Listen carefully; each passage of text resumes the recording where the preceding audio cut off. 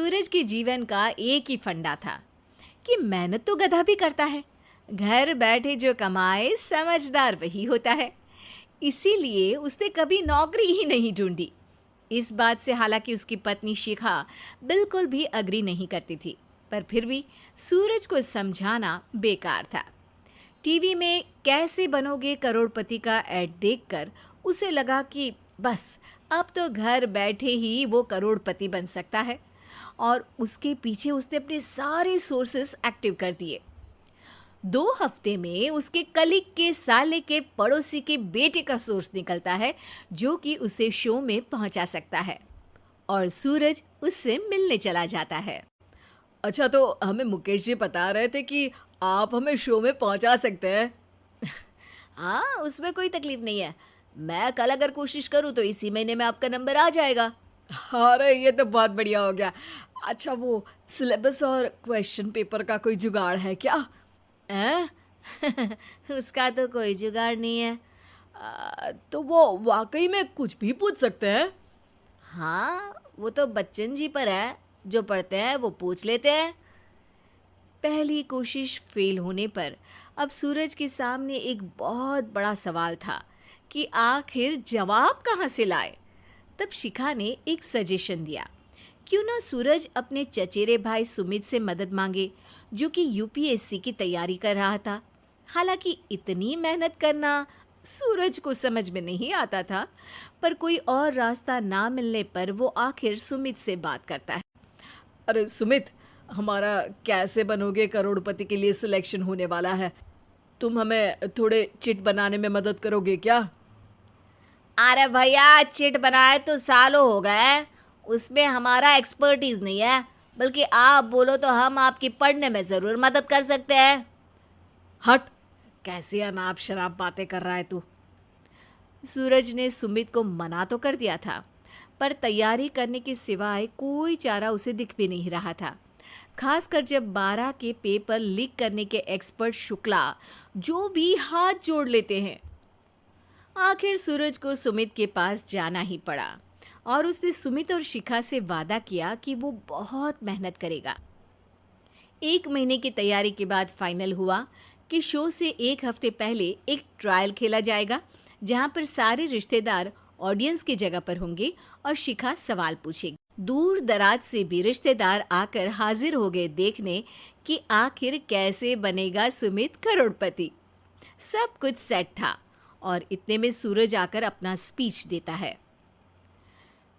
ये 1 महीना मेरे लिए आसान नहीं था, पर अपने भाई सुमित और अपनी पत्नी शिखा की मदद से मैं इतनी दूर पहुंच पाया हूँ। मेरे मम्मी पापा के आशीर्वाद ने भी बहुत साथ दिया है मेरा। मैं उम्मीद करता हूँ कि आज के शो में आप लोगों को बहुत मज़ा आएगा। साक्षी पहला सवाल पूछती है और पूरे कमरे में सन्नाटा छा जाता है। इंडिया में कितने स्टेट्स हैं? 3, सॉलिड, लिक्विड और गैस। अरे रुकिए, तो ऑप्शंस तो देने दीजिए। इतने में 5वीं कक्षा का चिंटू बोल उठता है। अरे क्या मामा, आप तो पहले सवाल पर ही आउट हो गए। अरे बेटा, पहला सवाल तो ट्रायल होता है ना। अरे तुम अब देखना। देखने जैसी बात तो थी ही। सूरज को इतना शांत किसी ने नहीं देखा था। कभी कभी तो लगता था मानो सूरज आंख खोलकर ही सो गया हो। मामा जल्दी करो प्लीज, कल सुबह पनवेल भी तो निकलना है। अरे हट, कंसंट्रेट करने दे मुझे। 3 सवाल में 3 लाइफलाइन खत्म हो चुकी थी, और अब चौथे सवाल पर भी सूरज का मौन नहीं टूटा। पर सूरज अभी भी हार मानने को तैयार नहीं था। उधर हर कोई सूरज को छोड़ सुमित को देख रहे थे। आखिर सुमित ने ही तो पढ़ाया था सूरज को। गजब बेइज्जती है यार। अरे बेटा, तो बाप का, दादा का, भाई का, सबका नाम बुड़वाएगा। अरे 3 लाइफ लाइन ले ली तो भी तेरा कुछ नहीं होना है। अरे कोई इतनी बात करता है क्या शो पर? अरे बेटा, शो पर तेरे जैसे भी तो नहीं आते ना। सूरज की ये जंग आखिर 1 घंटे बाद 5वें सवाल पर खत्म हो गई, जब उसने इंडिया के नेशनल बर्ड का नाम कहा, कौवा।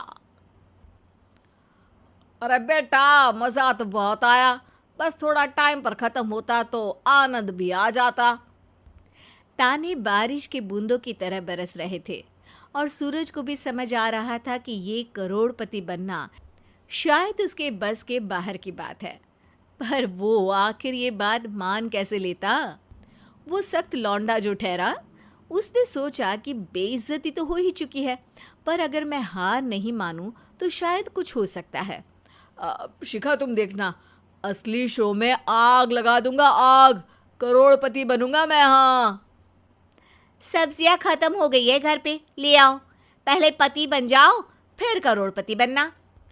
अरे गजब बेइज्जती है यार। बेटा, अभी तो घर पर ही हुई है, 1 हफ्ते में तो तुम देश के सामने करवा कर आओगे। वैसे जब टीवी पर जाओ ना, तो बस अपने मम्मी का ही नाम लेना, ठीक है? कोई पूछे तो बोलना कि पापा नहीं है मेरे। अरे पढ़ाई की, पेपर निकलवाए, इतने सारे लोगों को खाना खिलवाया, क्या फ़र्क पड़ा? इसीलिए मैं कहता हूँ कि मेहनत तो गधा भी करता है, घर बैठे जो कमाए वही सिकंदर। लेकिन मामा, गधे भी जानते हैं कि हमारा राष्ट्रीय पक्षी मोर है।